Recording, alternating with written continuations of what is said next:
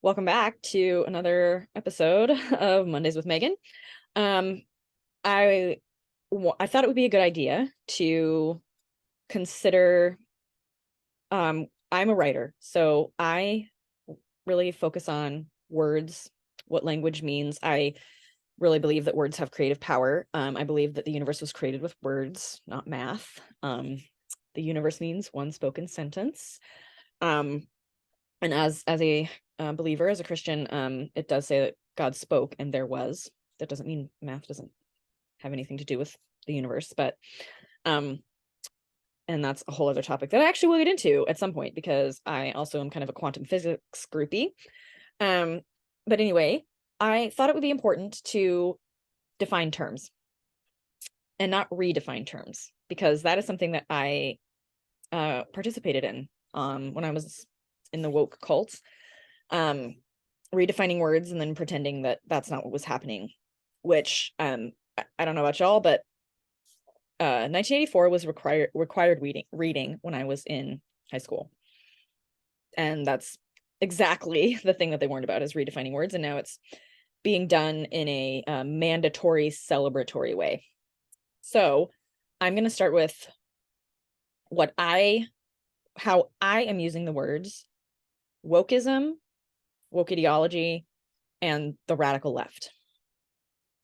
I am using those words interchangeably. I think that that's justifiable. But some people might disagree. So that's a discussion we can have. But I am using the words woke ideology uh, and radical leftism as synonyms. And what I mean by the radical left and woke ideology is that a couple of things. One, that reality is defined by power hierarchies. Everything in relationship is in a power relationship with something else. Then that is the basic, most fundamental definition of any relationship, is a power differential, power hierarchy. That is essentially Marxism. Marxism is obviously a lot more complicated than that, but that is one of the tenets of it. And that, I think, is one of the main focuses of the woke ideology.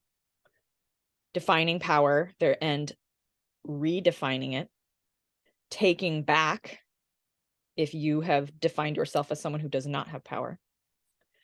And that's kind of one of the main things I see and that I was taught on the radical left.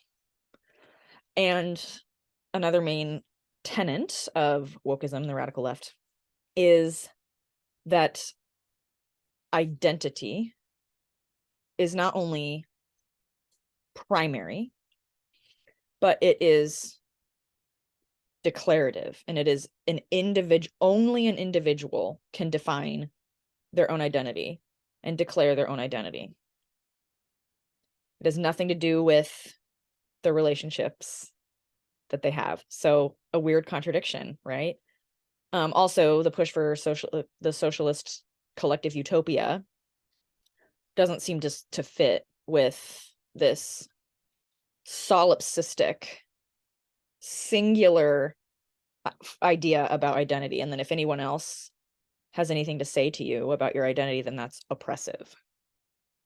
And then another tenet that I see that kind of encircles a lot of this is just moral relativism, which goes along with the identity. You know, if I say I'm this, and it's very oppressive for you to even question that.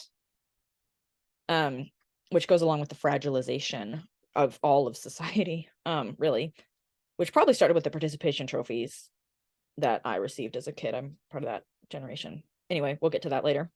And that if I say a thing is true, then it is true for me, and it does not have to be true for you. That seems like it's tolerance. That seems like it's non-judgment. It's very demanding, though, and I have yet to hear any justification from the woke cult or the radical left as to what happens when my truth conflicts with your truth in a potentially violent way. Moral relativism is the basis for woke ideology, though. So, and that is, and it's very, very dismissive. Oh, that can be true for you. That I love that for you. That thing that people say, I love that for you. So when people say things like, we don't share a set of facts with the other side from either side, they're correct. Because you cannot share a set of facts ultimately with anyone in a morally relative schema. And that that kind of it elevates the individual even as it demands collective concerns. Oh, yeah. Did you wake up? Okay, I think my cat is going to come into the picture now. Hi. This is Maki. Yeah. Are you blurry? Hi. Yeah. So the other, oh, yeah, he doesn't like the camera. Oh, I'm sorry. Oh. Anyway. You like Zoom, but just not the camera. You don't like being on the camera. He's very unused to that. He loves getting in all the people's faces, but not his own face. Yeah. Yeah. Anyway. So the argument is that moral relativism is safer, more tolerant, better for everyone, more inclusive than absolute truth. And that sorry, I have to sneeze. Oh, I'm sorry. Yeah. Oh yeah, I'm not a mouse. I'm not a mouse. No. The idea of moral relativism is underpinned by another tenet of the woke ideology, is that narrative is reality and feelings are facts. I'm not saying there aren't people on the right who don't act like their feelings are facts. All humans have that capacity, for sure. It's very scary. But that is how I was taught to argue against somebody presenting data to me. I would say, well, that's offensive, or I'm offended, as if it was actually an argument. Or somebody would present facts like Black people did better under Donald Trump than they did under Obama. And they could have numbers, statistics, economic data to show that. I was trained to argue, though, that, well, I mean, Black people don't feel like they're doing better at all.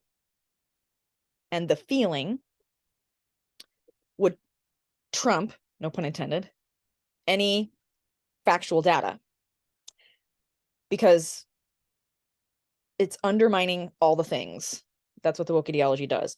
Well, the data is racist. I have noticed that sexism has disappeared from the list of complaints of the radical left, and I suspect that has to do with the transgender ideology, which we will get into in a later episode. But that is another main tenet of the woke ideology is basically burn everything to the ground.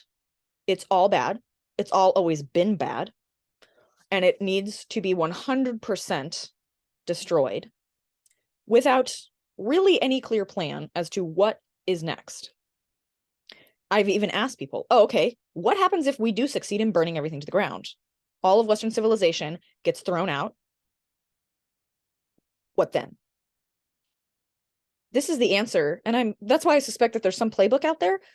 It's very eerily something almost exactly like, well, we don't know, but this is an emergency and it all has to go now. We'll cross that bridge when we come to it. I'm like, you're going to cross the bridge you burned when you come to it.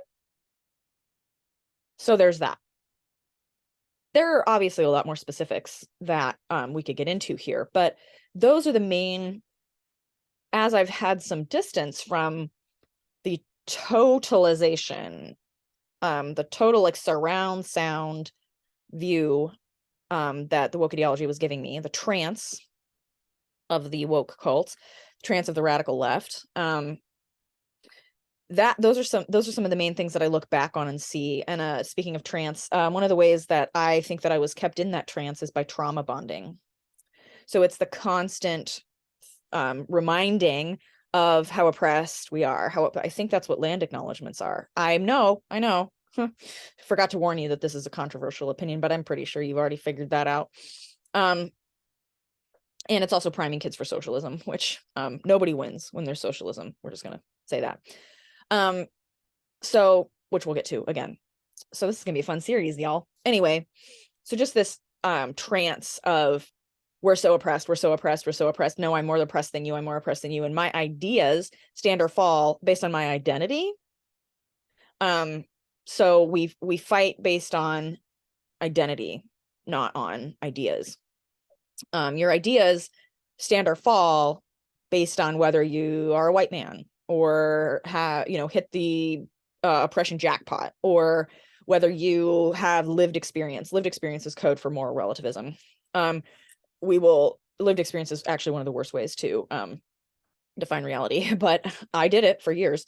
So anyway, there's that. And I think we're going to get into a lot of, James Lindsay is somebody who talks about how the woke is redefining words. So I don't know that I'll get into that a lot. This is more of a, my journey out of a cult kind of story. And it took me a year and a half of being really disoriented about what reality and truth actually was.